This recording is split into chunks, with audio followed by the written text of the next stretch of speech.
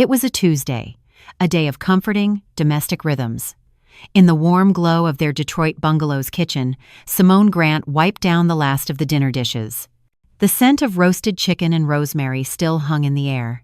In the living room, their 5-year-old son Leo was narrating an epic battle between a Lego dinosaur and a team of multicolored knights, his small voice a perfect soundtrack to their peaceful life. David, her partner of 8 years, was in his small home office off the kitchen, the soft clatter of his keyboard a familiar, reassuring hum. It was a life built of these small, solid moments, a fortress of love and stability she had carefully constructed. Her phone was charging in the bedroom, so when she remembered she needed to order more watercolor paper for Leo's preschool project, she walked over to David's laptop, left open on the granite island. It was a common habit, this easy sharing of their digital lives. She was about to open a new tab when his email inbox caught her eye. It was an email from a sender she didn't recognize, with a subject line that was clinically innocuous. Your results are ready to view. Case number G771, P2. Curiosity, not suspicion, made her pause. She figured it was related to the life insurance physical he'd had last week. She clicked on it. The body of the email was brief, directing the user to a secure portal to view a PDF attachment. But it was the name of the sender, visible in the email signature, that made a cold knot of dread begin to form in her stomach. Detroit Paternity and DNA Services. Paternity? The word seemed alien, a term from daytime television, not from her life with David, the life they had built. A tremor started in her hand as she moved the cursor and clicked on the attached file. The document that opened was a sterile, impersonal grid of genetic markers and legal disclaimers. Her eyes scanned the dense text, her mind refusing to process the words. Then, at the bottom of the second page, she saw the summary. It was laid out with the brutal, simple clarity of a death certificate. Testing Participant 1, alleged father. David H. Chen. Testing Participant 2 child. Leo Grant Chen. Conclusion. The probability of paternity is 0%. Based on the genetic markers analyzed, the alleged father, David H. Plank Chen, is excluded as the biological father of the child, Leo Grant Chen. 0%. The number was an abyss. It was an impossibility. Her mind rejected it outright, a lab error, a mix-up. It had to be. But then, a second, more horrifying realization crashed down upon her, a wave of ice water that stole the breath from her lungs. It wasn't about the result, it was about the test. David, her David. The man she loved, the man whose child she had carried, had secretly taken a sample of their son's DNA, sent it to a lab, and ordered a paternity test. The thought was a physical violation. He had looked at her, at the life they shared, at their beautiful, laughing son, and had harbored a doubt so profound, so corrosive, that it had driven him to this back-alley betrayal. He hadn't come to her. He hadn't trusted her enough to voice his fears. He had moved in the shadows of their own home, treating her not as his partner, but as a suspect. The sounds of Leo's Lego battle faded into a distant, buzzing static. The warm, safe kitchen suddenly felt like a cold, hostile stage. With shaking hands, she hit print. She needed to hold the betrayal in her hands, to feel the weight of the paper that had just invalidated every moment of the last 8 years. The number was a lie, a statistical error. But the question that had prompted it was the truth. And it was a truth that ripped her world apart. As she heard the scrape of his office chair and his approaching footsteps, she clutched the warm paper from the printer, a testament to a doubt that had just destroyed everything. That foundation of doubt was a mockery of the foundation of love she believed they had built.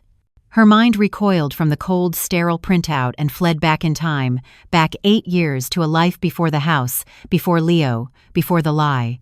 It fled to the moment she had chosen him. David had been a quiet storm in her life. She had grown up in a world curated by her mother, Eleanor Grant, a world of ambitious, respectable black men, lawyers, doctors, entrepreneurs, men who were loud and confident, men who, like her late father, could command a room. David was none of those things. He was a graphic designer with a sketchbook full of beautiful, intricate drawings and a laugh that was soft and genuine. He didn't command rooms. He observed them. He listened. And when Simone spoke, He looked at her with an intensity that made her feel as though she were the only person in the world. Their love was not a whirlwind. It was a slow, deep current that had pulled her gently but irrevocably away from the shore of her mother's expectations. Eleanor Grant, a matriarch in the truest sense of the word, did not approve. Her disapproval was not overt or cruel, but a steady, condescending pressure. She would serve him tea in her immaculate Detroit living room, her smile tight, her questions pointed. "A designer. How lovely," she'd said once. The word lovely carrying the weight of a dismissal. "But does it provide, David? Does it have a future? My Simone is used to a certain kind of life." She saw his quiet nature as weakness, his artistic career as a frivolous hobby, not the work of a man who could lead a family. The confrontation had come on a Sunday afternoon, the air thick with the smell of Eleanor's famous pot roast and unspoken judgment. "He's a nice boy, Simone," Eleanor had said, her voice laced with that infuriating, knowing pity. "But he's not a leader. He can't give you the strength you need." Simone, for the first time in her life, had pushed back against the formidable force of her mother. "Mama, you think strength is about being the loudest man in the room. I think it's about being the most loyal one," she had said, her own voice shaking but firm. "David's strength is in his kindness, in his integrity. He doesn't have to lead me. He walks beside me. He's my partner, not my provider." She had chosen him.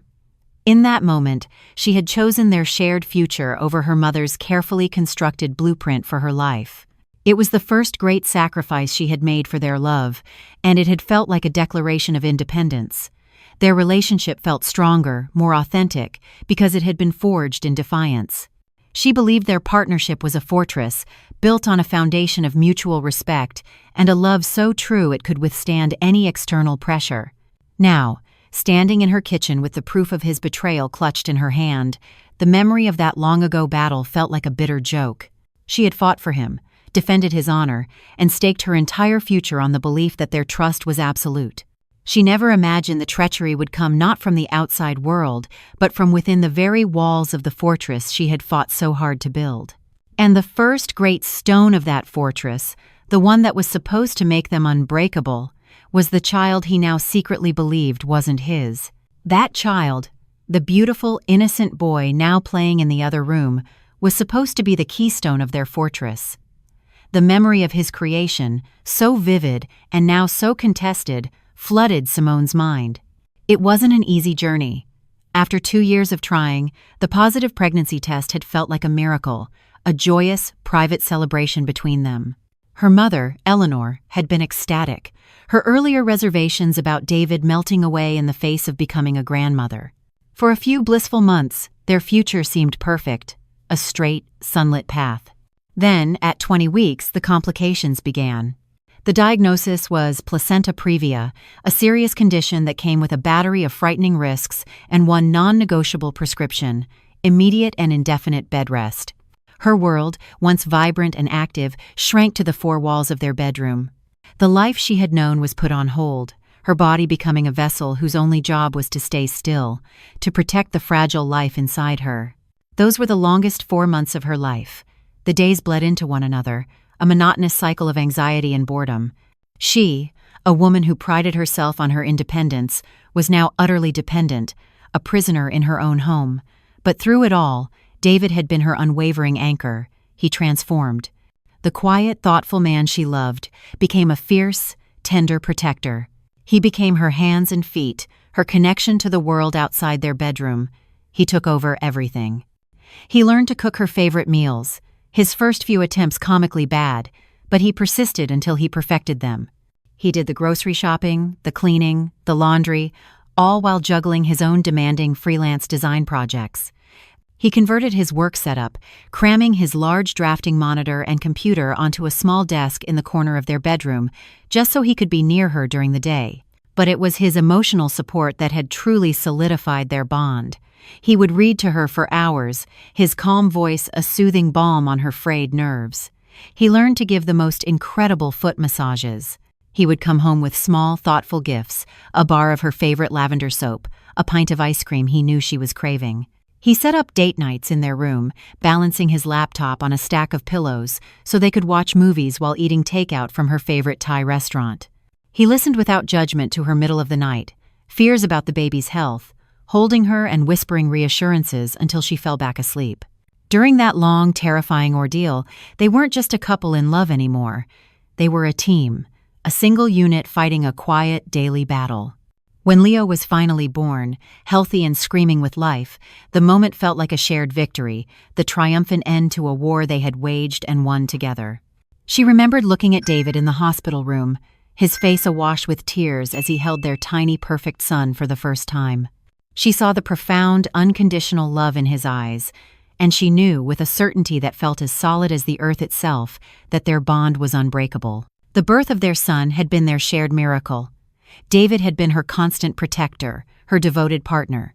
She had known, in that moment, that there was no trial they couldn't overcome together. So when his own crisis came years later, when his own body betrayed him, she had not hesitated for a second to be his rock in return, offering him a silent, unquestioning trust she never imagined he wasn't also giving her. That unwavering trust was a promise she had made to him, a debt of loyalty she had been all too willing to pay. The memory, barely a year old, was still raw. The crisis had arrived not in a sudden crash, but in a quiet, clinical phone call from a doctor: testicular cancer. The words had dropped into their peaceful life like a stone, sending terrifying ripples through everything. Simone had immediately prepared for battle, ready to become the same pillar of strength for him that he had been for her.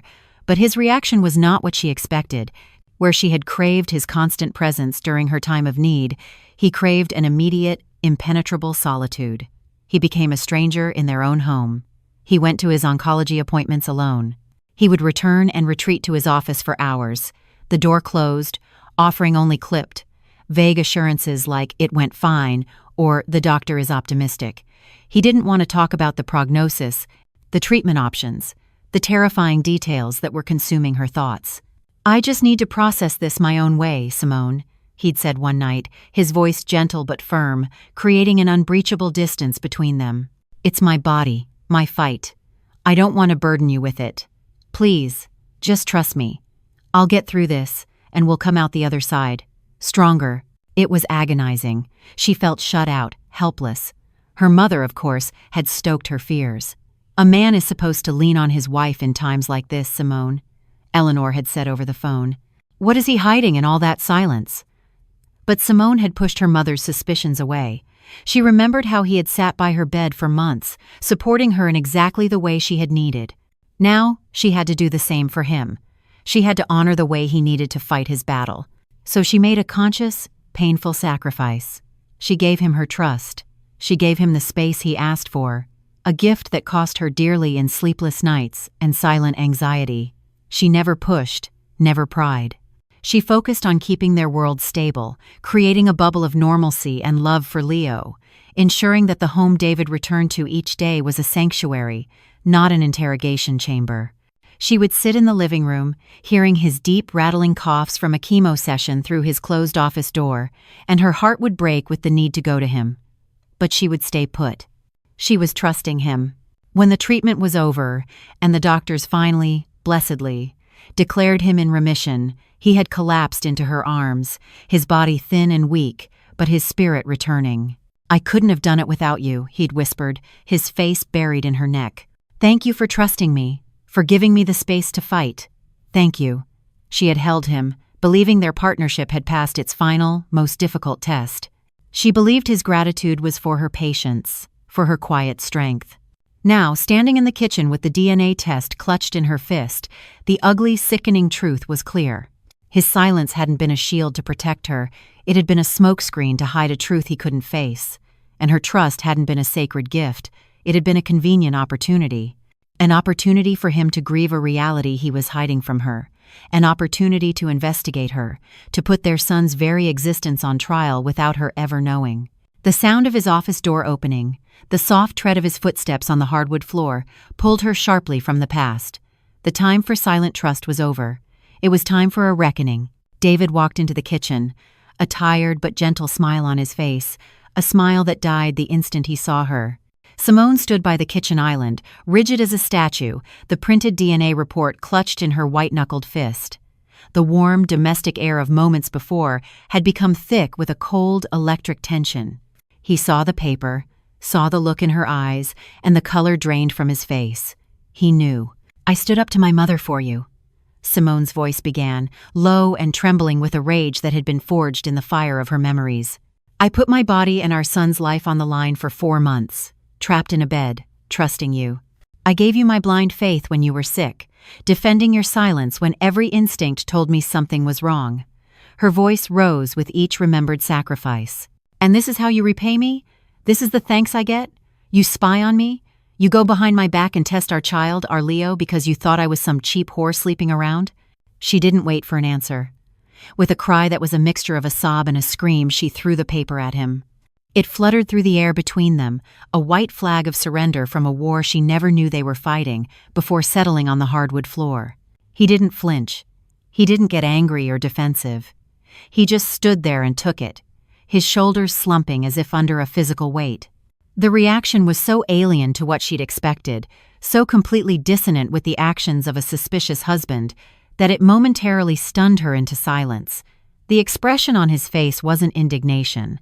It was a deep, soul-crushing sadness, a guilt so profound it looked like a mortal wound.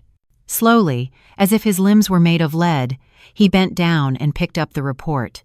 He folded it carefully, his movements deliberate, before looking up at her, his eyes full of a grief that mirrored her own. "You have every right to say all of that, Simone," he said, his voice raspy with emotion. "Every right. And you have every right to hate me for the rest of your life, but you're wrong." "Wrong?" The word exploded from her. "Wrong about what, David? That you did this? That you violated my trust? Our son's privacy? It's right there in your hands." "No," he said, shaking his head, his gaze unwavering. "You're wrong about why. I have never, not for one single solitary second of our life together, believed you would ever cheat on me. I know you didn't. I know that with every fiber of my being." His words were a hammer to the very architecture of her rage. It made no sense. It was a logical impossibility. "Then why?" she whispered, her anger faltering, replaced by a chilling, terrifying confusion. "Why would you do this?" He took a shaky step closer, his face a portrait of agony. "The test was never for you, Sai. It was for me." He held her gaze, and she saw a man on the edge of a precipice. "It wasn't to see if you had betrayed me. It was to confirm a secret I've been keeping for a year, a secret I was too much of a coward to tell you." He let out a ragged breath. "It's not what you think. It's so much worse." His words hung in the air, completely dismantling her fury and leaving a frigid vacuum in its place. He knew she hadn't cheated. The certainty in his voice was absolute. But if that was true, then the last hour, the last 8 years, made no sense at all. The simple, sordid story of a suspicious partner was wrong. And as she looked into his grief-stricken eyes, she realized he was about to tell her a story far more terrible than the one she could have ever imagined. Simone braced herself, her anger now a distant echo, replaced by a cold, creeping dread. David's confession didn't come out in a rush, but in slow, painful waves, the story of a secret he had carried like a sickness for the past year. He took her back to his cancer diagnosis, a time she remembered as a blur of her own, quiet, supportive fear. For him, she now realized, it had been a horror of a completely different kind. Before they started the chemo, he began, his voice low and hollow, "The oncologist told me I should bank my sperm. He said the treatment would almost certainly make me sterile, and he wanted us to have the option for more kids later." He sank onto one of the kitchen stools, his body looking impossibly heavy. "So I went. To the fertility clinic. It was supposed to be a routine precaution." He let out a dry, mirthless laugh. It was anything but. He described the clinical sterile room, the awkwardness of the procedure, and then the follow-up call from the doctor a few days later. The doctor had been hesitant, his voice full of a clinical pity that David would come to know well. The lab had found no sperm, not a low count, 0. The medical term was azoospermia. "My first thought was that the cancer had already destroyed everything," David continued, his eyes fixed on the floor, but the oncologist was concerned. "He said the type of cancer I had shouldn't have caused that. He sent me to a geneticist." This was the secret he had hidden behind his closed office door, behind his claims of needing to process things alone. It wasn't just the specter of cancer he had been wrestling with. It was a complete annihilation of his identity. The genetic tests had come back with a definitive answer. He had a rare condition, a microdeletion on his Y chromosome. The cancer hadn't made him sterile. He had been born that way. He had always been sterile. The confession landed in the quiet kitchen, sucking all the air out of the room. This was the so much worse. This was the source of his grief, and it was the reason for the DNA test. "I didn't know what to do, Simone," he whispered, finally looking at her, his eyes pleading for an understanding she couldn't begin to give. "My entire world had been pulled out from under me. I was fighting for my life, and at the same time, I learned that I could never create one, and I would look at Leo, our perfect, beautiful son, and my heart would just break, because I knew. It was a biological impossibility." He gestured to the DNA report still on the counter. "The test wasn't a question, Sai. It was a confirmation of the nightmare. I had to see it in black and white. I had to know that what the doctors were telling me was real." This was the fake twist. He wasn't a suspicious husband. He was a man shattered by a cruel biological fate. He had exonerated himself from the crime of mistrust, but in doing so, he had placed her in the defendant's chair for a crime far greater. He never said the words, but the accusation hung between them, thick and suffocating. If he had been sterile his entire life, then she must have cheated 5 years ago. Leo was the product of her infidelity. "David," she started, her own voice a whisper now. I would never cheat on you. You know that." "I know," he said, and the tragedy in his voice was that she believed he meant it. He believed in her fidelity, yet he held the proof of her transgression. She was trapped in a nightmare of logic. The science said he was sterile. Her heart, her soul, her own inviolable memory of their life together screamed that she had been faithful. Both things could not possibly be true. And yet, as she stood in the ruins of her kitchen, of her life, they were. One of them was wrong about the past. And she knew with every fiber of her being it wasn't her. The kitchen, which had been the stage for the demolition of her life, now became Simone's prison. David retreated back into a familiar silence, this time not in his office, but in their guest room, leaving Simone to grapple with the shrapnel of his confession. She felt as though she were losing her mind, trapped in a terrifying paradox. On one side was the immovable object, science, azoospermia, Y, chromosome microdeletion, a DNA test with a 0% probability. These were facts, printed in cold black ink on a piece of paper that felt like a death warrant for her reality. They were absolute, impersonal, and according to every law of nature, they were the truth. On the other side was the unstoppable force, her memory. She knew she hadn't cheated. It wasn't a vague belief. It was a certainty anchored in one of the most vivid and cherished memories of her life. The night Leo was conceived, it was their 2nd anniversary. They had gone to a small, jazz-themed restaurant downtown. She remembered the dress she wore, a deep blue velvet that David loved. She remembered the taste of the wine, the sound of the saxophone playing a soulful rendition of a Coltrane ballad. She remembered going home, to this very house, and making love with a tenderness and passion that felt sacred. Her memory wasn't a story she told herself. It was a truth she had lived, a truth she felt in her very bones. How could both things be true? The question tormented her.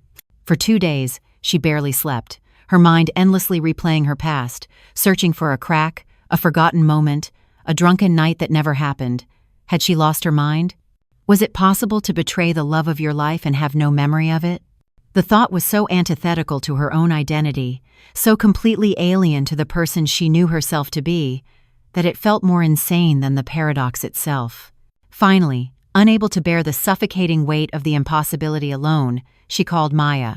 She drove to her friend's law office, a sleek, modern space that felt like a bastion of logic in her chaotic world, and laid out the entire insane story. Maya listened, her expression shifting from empathetic concern to sharp, analytical focus. She leaned back in her leather chair, her fingers steepled. "Okay," she said slowly. "Let's break this down. I've known you since we were kids, Sai. You are not a cheater, and you are not crazy. Let's start with those 2 things as facts." Simone felt a wave of relief, so profound it almost made her weep. "But," Maya continued, her lawyer's brain taking over, "we have to be real. Memory, especially emotional memory, is a powerful but tricky thing. It's not a video recording. It can be flawed. A paternity test, on the other hand, That's just data. It isn't emotional. It just is. Simone's heart sank. She thought Maya was siding with the science. But then her friend leaned forward, her eyes sharp. But here's the thing that matters. I believe you, 100%. Which means the narrative here isn't your memory versus the science. It means we are missing a fundamental piece of the story. It means something else happened 5 years ago that you don't know about. The facts aren't wrong, Simone. The story you were told about those facts is. Maya's words were a key, unlocking a door in Simone's mind that she didn't even know was there. It wasn't that she was crazy, it was that she was uninformed. She hadn't been a participant in her own life. She had been a spectator to a play whose script had been hidden from her. A wave of fear, but also a sliver of empowering clarity, washed over her. There was an explanation. All she had to do was find it. And there was only one person, besides David, who had been there for every step of their journey to have Leo, every doctor's appointment, every scare. Her mother. She needed her mother's wisdom. She needed the comfort of the one person in the world she knew she could trust with her entire soul. The drive to her mother's house was a pilgrimage toward the last sanctuary she had left in the world. Eleanor Grant's home in the historic Boston Edison district was the unchanging center of Simone's universe, a monument of brick and ivy, filled with the scent of lemon polish and the quiet, formidable strength of the woman who lived there. It was the house she had grown up in, a place of safety and absolute truth. Today, she came to it as a refugee from her own life, desperate for comfort. Eleanor was in the living room, arranging a bouquet of lilies, her movements precise and elegant. She saw the look on Simone's face, and her expression hardened with a familiar, maternal concern. "Simone, baby, what is it? You look like you've seen a ghost." Simone collapsed onto the plush velvet sofa, the story tumbling out of her in a torrent of pain and confusion. She told her mother everything. The DNA test, David's shocking confession of his lifelong infertility, the impossible paradox that was tormenting her. She laid the entire insane story at her mother's feet, expecting her to be horrified, to wrap her in her arms and declare that they would face this madness together. She was expecting a mother's embrace. She was met with a wall of ice. Eleanor did not move to comfort her. She didn't even sit down. She stood by the fireplace, her back ramrod straight, her knuckles white as she gripped the mantelpiece. When she spoke, her voice was not soft with sympathy, but brittle with a cold, simmering rage that was directed entirely, and immediately, at David. "That man," Eleanor seethed, her voice a low, dangerous hiss. "I told you from the day you brought him home, Simone. I told you there was something weak in his spirit, something deceitful." "Mama, no, that's not it," Simone stammered, confused by the misplaced anger. "The doctors confirmed it. He's—" "I don't give a damn what his doctors said." Eleanor cut her off, her voice rising. "Men like that, quiet, sneaky men, they are experts at manipulation. He is doing this to break you, to make you think you're crazy. A man who would keep his own sickness a secret from his wife is a man capable of any kind of lie. This is his fault, all of it." It was the strangest reaction. It was as if her mother wasn't even listening to the core of the problem. Simone was grappling with an impossible scientific and emotional reality, and her mother was focused on a simple, venomous character assassination.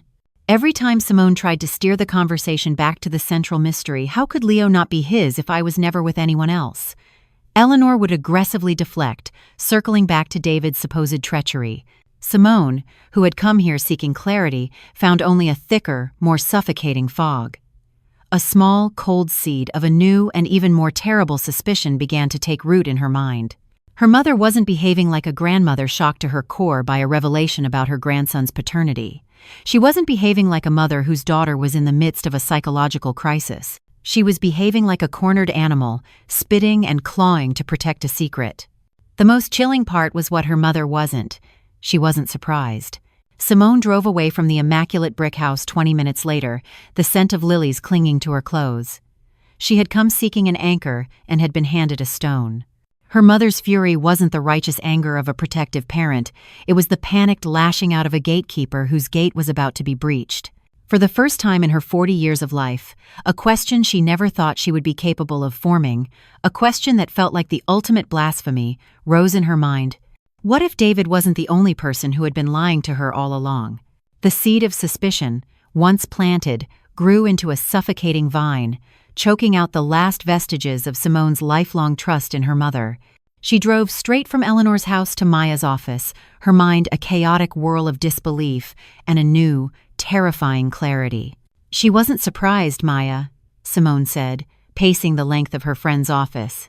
"She didn't even flinch at the part about David being sterile. She just attacked. It was like she was mad the secret was out, not that the secret existed in the first place." Maya leaned forward, her expression grim. This was no longer just a marital dispute. It was a potential conspiracy. "Okay, Simone, we're past the point of trusting feelings. We need facts. Your OB divided by GYN from when you were pregnant with Leo Dr. Miller, is she still practicing?" Simone nodded. "Good," Maya said, her voice all business. "You are legally entitled to your complete medical file. I want you to go to her office tomorrow and request a full copy. Everything. Every blood test, every nurse's note, every referral. If something happened, there's a paper trail. A lie this big always leaves a trail." The next afternoon, Simone sat in her car in the parking lot of the medical center, a thick manila envelope on the passenger seat. It was her own history, her own body, documented in a stack of papers that now felt alien and threatening. Her hands trembled as she broke the seal and began to sift through the contents. Most of it was familiar. The weekly blood pressure readings from her struggle with preeclampsia, the grainy, beautiful ultrasound photos of Leo, a tiny, curled shape in the darkness. The clinical notes detailing the strict regimen of her 4-month-long bed rest. It was all exactly as she remembered. Her story, her truth. And then she saw it. Tucked between a standard lab result and a hospital admission form was a single sheet of paper on a letterhead she had never seen before. The Michigan Center for Reproductive Medicine. It was a discharge summary, dated 5.5 years ago. Her name was at the top. The summary was brief, almost insultingly simple. Procedure: intrauterine insemination, EUE. Outcome: successful. Positive HCG test confirmed. Her breath hitched in her throat. Intrauterine insemination. A fertility clinic. She had no memory of this. None. It was a phantom event. A chapter from a life she had never lived. The vivid, cherished memory of the romantic anniversary night she had held on to, as her truth was suddenly ripped away, exposed as a fiction. Her mind had created a beautiful story to cover a sterile, clinical reality she hadn't even known happened. At the bottom of the page was a short, handwritten note from Dr. Miller to the clinic, a note that made Simone's blood run cold. Per patient's request, all further billing and patient communication regarding this procedure to be handled directly by Mrs. Eleanor Grant, Mether. The betrayal was so profound, so absolute, it was almost elegant in its cruelty. She didn't cry. The time for tears was over. With a calm that terrified her, she started the car and drove back to the brick and ivy fortress in Boston Edison. She walked into her mother's home, past the family photos that were now a gallery of lies, and found Eleanor arranging tea service in the living room. Simone didn't say a word. She walked to the polished coffee table and placed the single sheet of paper down on the silver tray, next to the porcelain cups. Her voice, when she spoke, was a dead, hollow thing. "Explain this." Eleanor looked down at the letterhead from the fertility clinic, at the damning, handwritten note at the bottom. The color drained from her face. For the first time in Simone's life, she saw the formidable, unshakable Eleanor Grant completely and utterly unravel. The righteous anger was gone, the condescending certainty vanished. All that was left was the raw, primal fear of a conspirator whose crime had finally been dragged into the light. The silence in the immaculate living room stretched for a lifetime. Eleanor Grant, the unshakable matriarch, the pillar of her community, seemed to shrink before her daughter's eyes. She sank onto the velvet sofa, her hands trembling in her lap, her gaze fixed on the damning piece of paper as if it were a serpent. The confession, when it came, was not a cry of apology, but a whisper of twisted justification. "I did it for you, Simone," she began, her voice a reedy, unfamiliar thing. "Everything I have ever done, my entire life, has been to protect you, to ensure your happiness." Simone stood rigid, unmoved by the preamble. Protect me from what? From heartbreak, Eleanor said, her voice gaining a sliver of its old righteous strength. I watched you and David for 2 years, trying so desperately to have a child. I saw the sadness in your eyes every month. I saw how it was tearing you both apart. A mother can't just stand by and watch her child suffer. She recounted the story, painting herself as the proactive, loving parent who simply couldn't bear to see her daughter in pain. She spoke of her long friendship with Dr. Miller, Simone's OB, divided by GYN, a relationship built over decades of charity boards and society events. She had gone to her friend, the doctor, with her concerns. And then, Eleanor continued, her gaze distant, I went to David. Behind your back, yes, but I did it out of love. He was a good man, but he was drowning in shame, feeling like less of a man because he couldn't give you the one thing you wanted most. I went to him as an ally. I said, let's find out the truth, just us. We won't worry Simone with this until we know for sure. He was so lost, so desperate. He agreed. She described how she had arranged the secret tests for David, pulling strings to get the results fast-tracked, and she described the moment Dr. Miller had called her, not David, with the results. Azoospermia, a congenital, irreversible condición. And in that moment, Eleanor said, her eyes finally lifting to meet Simone's, a fanatic gleam of self-justification in them. I knew the truth would destroy you. It would shatter your marriage. You would see him as broken. He would live forever with the shame. The beautiful life you had built together would crumble into dust over this one biological flaw. Simone felt a wave of nausea. The violation was breathtaking. Her mother and her partner, conspiring behind her back, discussing the intimate details of their marriage, his body, their future. You had no right. Simone's voice was a low, dangerous whisper. That was his truth to tell. That was our problem to solve. You had no right to be there. Eleanor waved a dismissive hand, completely ignoring the violation of trust. A mother has every right to protect her child's happiness. And that's what I did. I made a decision to protect your marriage, to protect David's dignity, to protect you from a lifetime of disappointment. Her mother's confession was a monstrous tapestry of love twisted into an instrument of absolute control. Eleanor Grant had inserted herself into the very heart of their marriage, appointing herself the arbiter of their future. But as horrifying as it was an incomplete story. It didn't explain the most crucial piece of evidence. So, you knew, Simone said, her voice dangerously quiet, cutting through her mother's self-congratulatory narrative. You and David both knew, 5.5 years ago, that he was sterile. She took a step forward and tapped the paper on the coffee table with a single, trembling finger. But that doesn't explain this. It doesn't explain the fertility clinic. It doesn't explain the procedure with my name on it. It doesn't explain why I was the one who was treated. She locked eyes with her mother, her gaze a steel trap. What did you do, Mama? Simone's question hung in the air, a final, desperate plea for a truth that was less monstrous than the one taking shape in her mind. What did you do, Mama? Eleanor Grant took a deep, shuddering breath, the sound of a woman preparing to confess a mortal sin. The dam of her deception finally broke, and the whole, horrifying, twisted story came flooding out. She spoke of her grand, terrible solution, not as a crime, but as a masterpiece of maternal love. After we knew about David, Eleanor began, her voice regaining its composure, now laced with the unnerving calm of a zealot explaining her faith. I knew we couldn't tell you. The truth was a poison, and my only job is to protect you from poison. She described a secret meeting she'd had with David, a meeting where she had laid out her plan to the broken, desperate man. The plan was simple. It was perfect, she said, a faint, proud smile touching her lips. We wouldn't tell you that he was the one with the issue. We would tell you that you were a small thing, something easily overcome. I spoke to Dr. Miller. We decided to tell you that you had a mild case of cervical mucus hostility. It sounded scientific, serious enough to warrant a procedure, but not so serious as to cause you real distress. As her mother spoke, Simone's own memories began to shift and warp, the past reassembling itself into a new and hideous shape. She remembered that conversation with Dr. Miller. The doctor's kind, pitying eyes as she explained the good news was that it was a simple fix. She remembered the sense of relief that had washed over her. The solution, Eleanor continued, her voice warming with the memory of her own brilliance. was a simple trip to a fertility clinic, a routine intrauterine insemination, an IUI. It's a common procedure.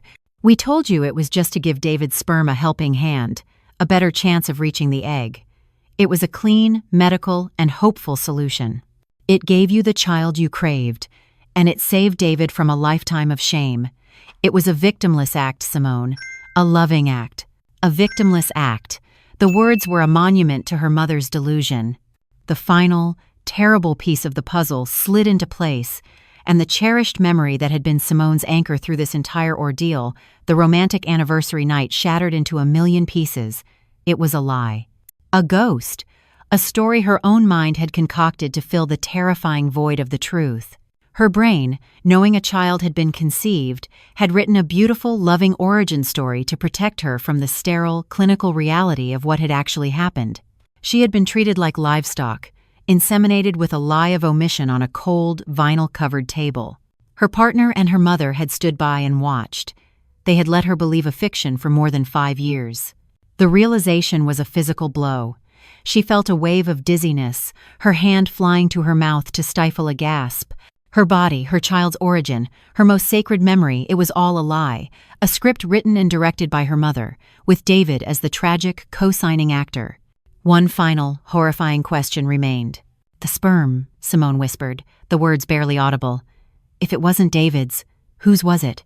Eleanor waved her hand dismissively, as if swatting away an irrelevant detail. "An anonymous donor. Dr. Miller and I selected the profile ourselves. A graduate student. Healthy, intelligent, good family history. We chose the very best for you, baby. We always have." The story was finally told. Simone felt a strange, terrifying calm descend upon her. She was not the author of her own life. Her mother was the writer, David was the editor, and she was merely the paper the story was written on. She looked at the woman who had given her life and then stolen it, not with the eyes of a daughter, but with the cold, detached gaze of a judge. The time for questions was over. It was time for a verdict. The confession, complete in its monstrous totality, settled in the immaculate living room, poisoning the very air Simone breathed. Her mother, having delivered her twisted gospel of love and protection, looked at her with expectant eyes, as if waiting for a twisted form of gratitude. She truly believed she had been the hero of the story. In that moment, Simone felt a profound and terrifying detachment. The grief, the rage, the confusion, they all evaporated, leaving behind a vast, cold emptiness. The life she had known was a forgery. Her most cherished memories were counterfeit. The love story she thought she was living was a meticulously crafted lie. Her mother had been the writer, David the cowardly co-author, and her own body, her own mind, had been the unwitting parchment upon which they had written their fiction. She thought of Leo, waiting at home, the one pure and true thing in this entire labyrinth of deceit. He was not the symbol of a perfect love, as she had always believed. He was the product of a conspiracy. For a terrifying second, she felt a wave of alienation, the fear that he too was a stranger. But it passed as quickly as it came, replaced by a ferocious, protective love that was the only real thing she had left. He was not the lie. He was the victim of it, just as she was. Her love for her son was the one landmark left standing in the scorched earth of her past, and it was for him, for their right to an authentic life, that she knew what she had to do. Without another word, Simone stood up. She looked at her mother, at the woman who had orchestrated this violation, and felt nothing. Not hatred, not sadness. Just the cold, clinical finality of a chapter ending. She turned and walked out of the house she grew up in, leaving Eleanor sitting alone amidst the ruins of the family she had just destroyed. When she got home, David was waiting in the living room, his face etched with anxiety. He saw her expression and knew instantly that the whole truth was out. He started to speak, the pathetic, pre-rehearsed justifications already forming on his lips. "Simone, please let me explain. I was terrified. I loved you so much, I couldn't bear the thought of losing you. Your mother, she convinced me it was the only way." Simone held up a hand, and he fell silent. Her voice was quiet, devoid of the screaming rage he had been expecting. It was far worse. It was the voice of a judge delivering a final verdict. "You didn't do it for love, David," she said, her words precise and devastating. "You did it out of fear. And you didn't just lie to me. You conspired with my mother to violate me in the most intimate way possible. You stood by and let it happen. A partner would have trusted me with the truth. A real partner would have faced the heartbreak with me, not gone behind my back to build a life based on a lie. She looked at him, at the man she had loved, defended, and sacrificed for, and saw only a coward. You weren't my partner in that clinic. You were her accomplice. She watched the last bit of hope die in his eyes, as he finally understood the absolute finality of his betrayal. "Pack your things," she said. "I want you out by morning." The fortress they had built together was a fiction, and she was tearing it down. He had lost her, not because he was sterile, but because he had chosen deception over partnership. Her mother had lost her, not because she wanted to help, but because her help was a monstrous violation of control. For 5 years, they had written her story. Now she would write the final chapter. A chapter of truth, a chapter of consequences. And she knew exactly where the story had to end. In the one place her mother's power and reputation were held most sacred. The silence in the house after David left was a strange, hollow thing. For the first time in 8 years, it was her space alone, and the emptiness was both a profound relief and a crushing weight.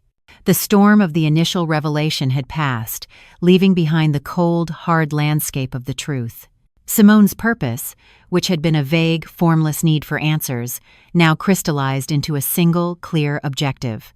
She met Maya at a small, quiet coffee shop the next morning. "So what's the plan?" Maya asked, her lawyer's mind already calculating damages and legal strategies. "Divorce is a given, but for your mother, intentional infliction of emotional distress, medical fraud. We can sue her into the ground, Simone." Simone shook her head, a gesture of absolute finality. "No," she said, her voice even. "I don't want her money. That's not what she took from me. She stole my history. She stole my autonomy. She built her entire public identity as this perfect, all-loving matriarch on a foundation of my body and my child. A lawsuit is private. It's about money. I want to take away the thing she values more than money. I want to take away her reputation. I want the truth to be the only story people tell when they say the name Eleanor Grant."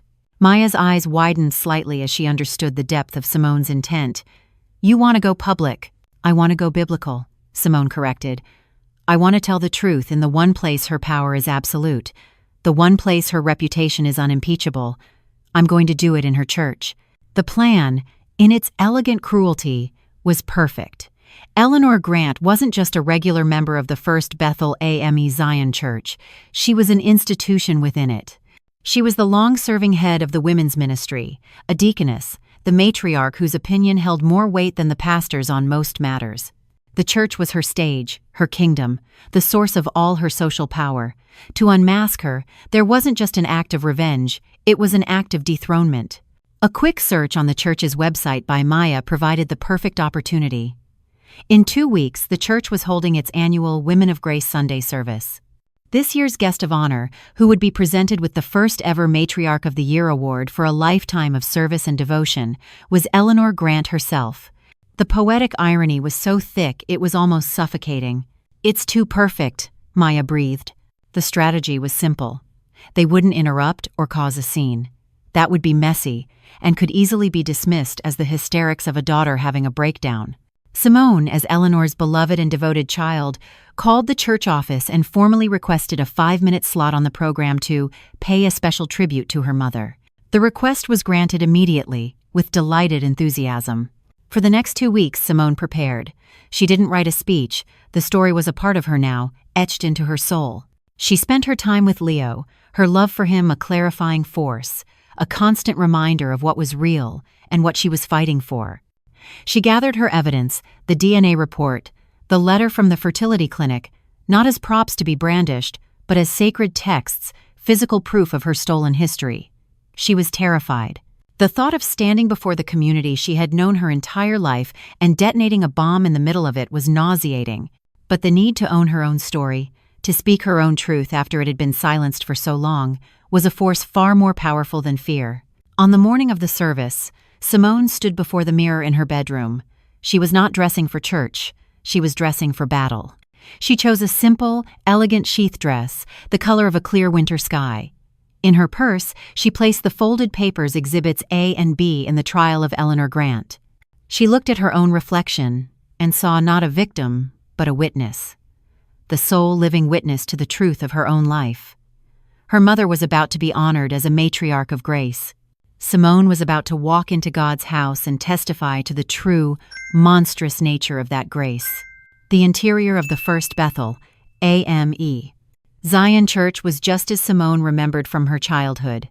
The scent of old wood and floor polish, the brilliant afternoon light filtering through the stained glass windows, the palpable warmth of community. But today, the sanctuary she had always known felt like a courtroom.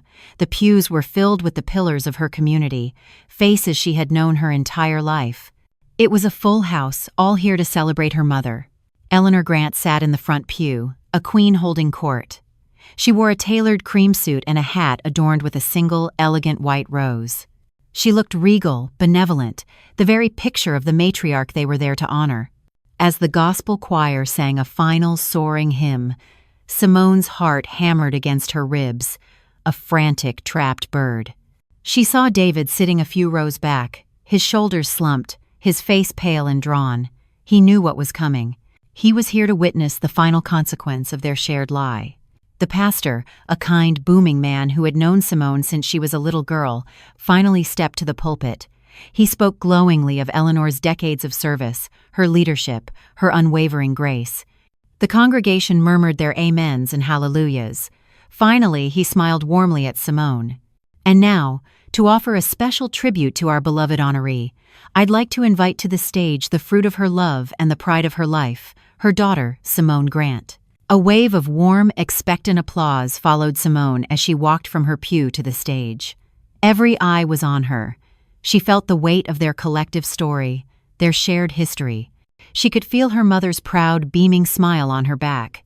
She stepped up to the pulpit, adjusted the microphone, and looked out at the sea of familiar faces. She began as expected. "Thank you, Pastor John.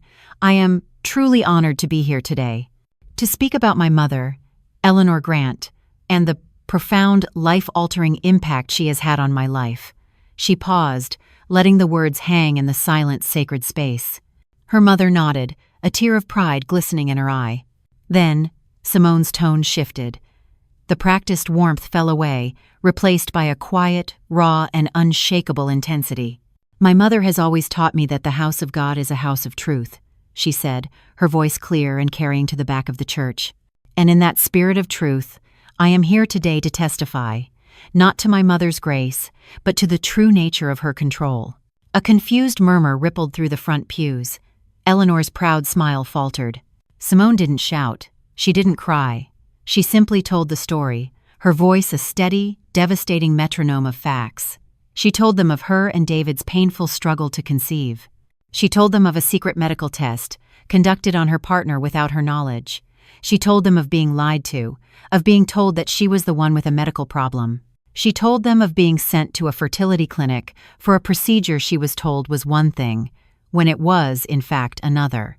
"I stand before you today as the mother of a beautiful 5-year-old boy," she said, her voice ringing with a terrible clarity. "A boy I love more than my own life. A boy who, I recently learned, is not the biological son of the man I built a life with." A collective gasp swept through the church. "He is the biological son of an anonymous stranger, a fact that was kept from me. A procedure I was manipulated into, a violation of my body and my trust that was orchestrated, planned, and executed by the woman you are honoring here today. My mother." She looked directly at Eleanor. The regal mask had shattered. The color had drained from her face, leaving behind a slack, gray mask of pure, abject horror.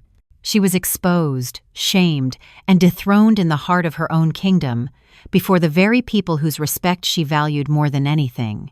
The silence in the church was absolute, the sound of a reputation, a legacy, and a lifetime of lies turning to dust. Simone stepped down from the pulpit, her testimony complete. She hadn't come for their judgment or their pity. She had come for her story.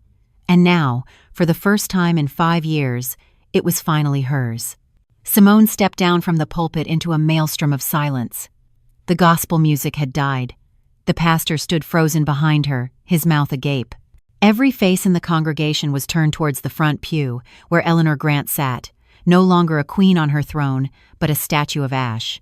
The proud, benevolent smile was gone, replaced by a slack-jawed mask of public ruin. The shame was a visible, physical thing, radiating off her in waves. Her community, her kingdom, had just witnessed her execution. Simone didn't wait for the whispers to begin. She didn't look at David. With her head held high, she walked down the center aisle, the eyes of 100 people following her every step. Maya was waiting for her at the heavy oak doors, and together they walked out into the bright, indifferent Detroit sunlight, leaving the chaos of the shattered sanctuary behind them. She had delivered her testimony. She had reclaimed her story. The fallout was no longer her burden to bear. Later that evening, David came to the house. He stood in the doorway of the home they had shared, looking like a stranger. "Can we fix this, Simone?" he asked, his voice raw with a grief she knew was real, but could no longer touch her. "The truth is out now. We can start from here. We can start over." Simone looked at him, and for the first time, she felt not anger, but a profound and weary sadness. "There's nothing left to fix, David," she said, her voice gentle but absolute. "The foundation wasn't just cracked, it was a lie from the very beginning. A partner would have trusted me with their pain, with the truth, no matter how hard. A partner would have faced the heartbreak with me." She shook her head. "You didn't choose me. You chose to follow my mother's lead. You let her make the most important decision of our lives. You weren't my partner in this, David. You were her accomplice." He had no response. The truth, in its simplicity, was irrefutable. She closed the door on their life together.